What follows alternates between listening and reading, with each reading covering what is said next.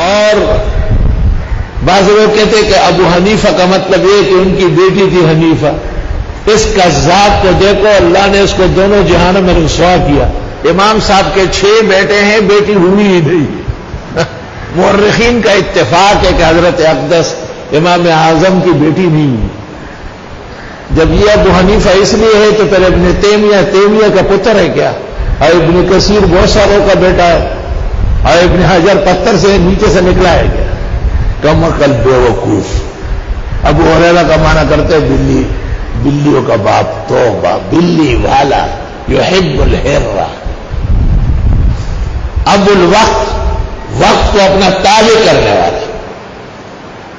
ابن الوقت، وقت کے نیچے لیٹنے والا، وقت کے سامنے ہتھیار گرانے والا. توبہ، اللہ اکبر.